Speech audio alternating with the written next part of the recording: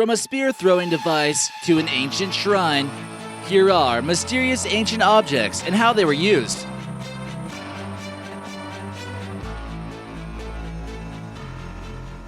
Number 11. The Atlatl.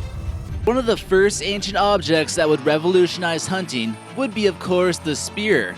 But this relied simply on human strength to launch. After chasing animals day and night, many cavemen or hunters would certainly be low on energy by the time they found their prey. An Atlatl or spear thrower, on the other hand, would add leverage and increase velocity to the projectile being thrown. It normally consists of something such as a cup or a spur at the end, where the spear is loaded. The spear thrower is operated with just one hand, and the Atlatl acts as a lever. You see something similar to this in modern sports such as Jialai, where a ball can reach speeds of 188 miles an hour from this mechanism.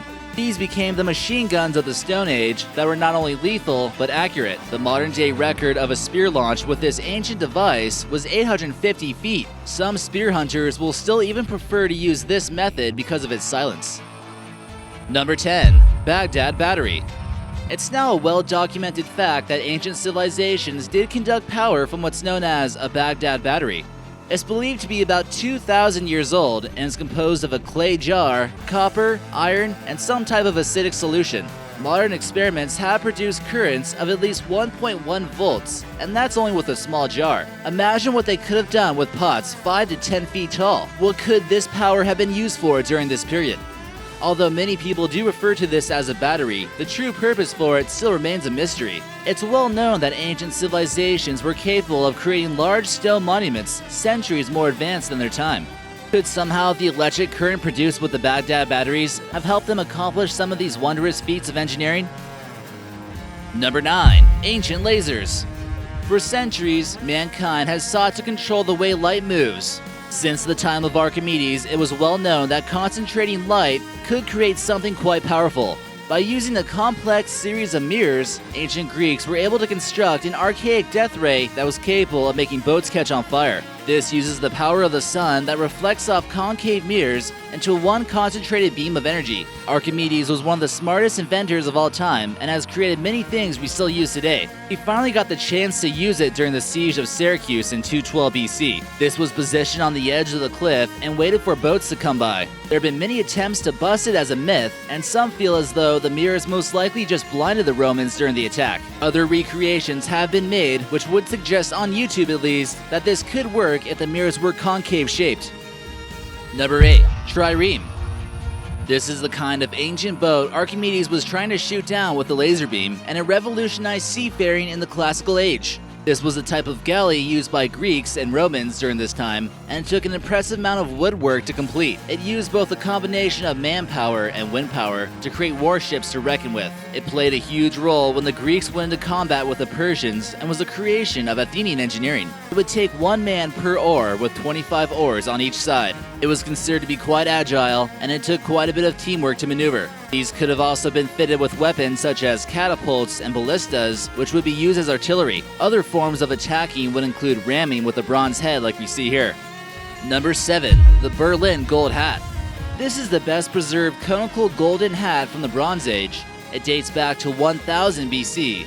A few were found in Germany and one in France. It seems to be some type of astronomical cult hat. Researchers closely studied this hat and realized that it possessed highly complex mathematical predictions that calculate the cycles of the sun and the moon. And it seems to act as some type of calendar in a way. This suggests a high level of intelligence greater than we imagine for people of this time. Some believe that the thin sheet of gold it's made of and the conical shape would be able to pick up some type of communication signal. Its bizarre shape and precise calculations seem to point it to making contact with some type of people from out of this world. Or maybe they just wore these to keep aliens from reading their minds? Who knows? Number 6. The Mayan Calendar.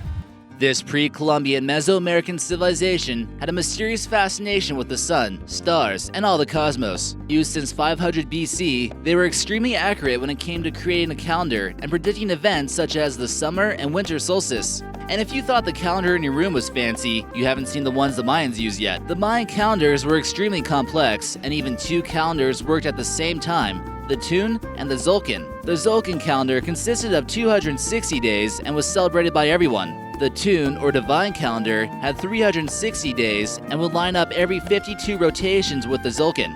They were clearly trying to time things decades in advance. With this calendar system, they were able to closely track the movements of Venus. The Gregorian calendar that we use only tracks the movement of Earth around the Sun. With billions of stars out there, maybe they were keeping track of different galaxies and solar systems, and their calendar covered a much larger piece of the universe than we do. The calendar also predicted the end of the world, which turned out to be a false alarm, thankfully. Number 5. The Rosetta Stone. When Napoleon's armies came marching through Egypt in 1798, a French soldier discovered this massive stone while walking through the small town called Rosetta. Pierre-François Bouchard is credited with the discovery and soon realized it wasn't any normal stone. They realized that there was 3 different languages on this: Ancient Greek, Demotic, and most importantly, hieroglyphics. This is similar to how we see labels in Canada written in French and English, so no one feels left out. Greek was the ruling language at this time, and the same script was written in 3 different languages, so all government officials could understand it. Little did they know, it would be a huge discovery for archaeologists to better understand ancient civilizations. What was so special about this discovery was that some people already knew how to read ancient Greek. This allowed for them to be able to translate the text and finally figure out what hieroglyphics mean. This was essential for us able to understand the pharaohs of Egypt and their ancient culture. As of right now, it's currently on display at the British Museum. Number 4. Ancient Seismograph.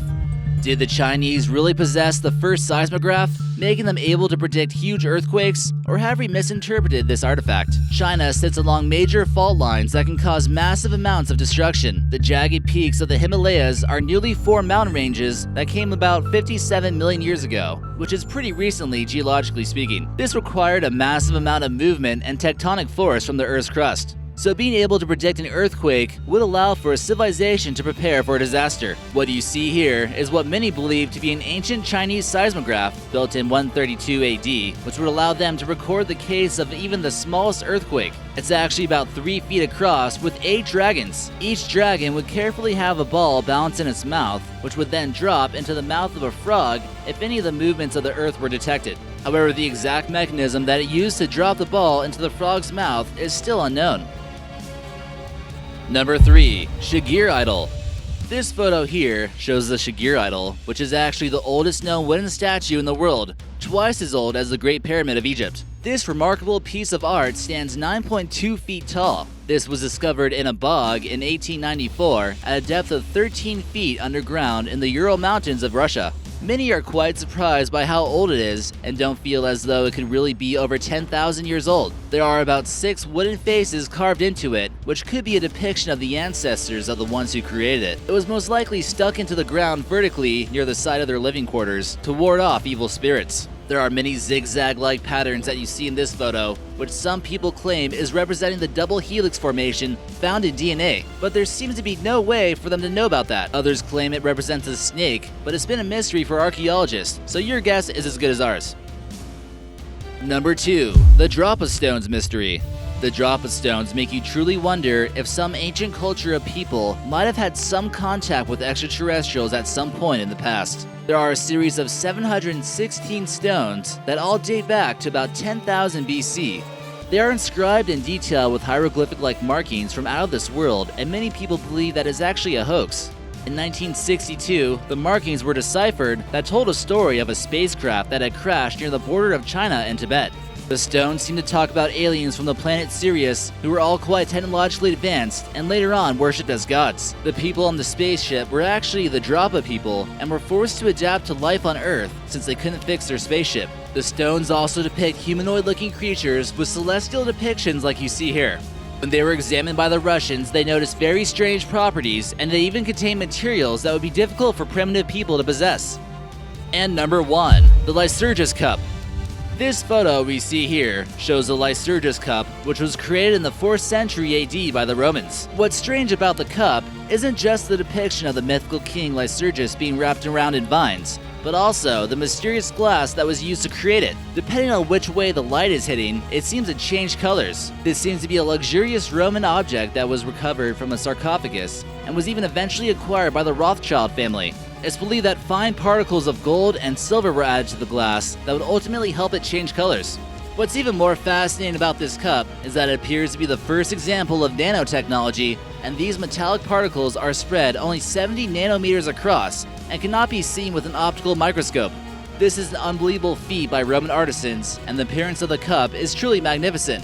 You also have to wonder what the Rothschilds, a family with a notorious reputation of being associated with the Illuminati, did with it while it was under their possession.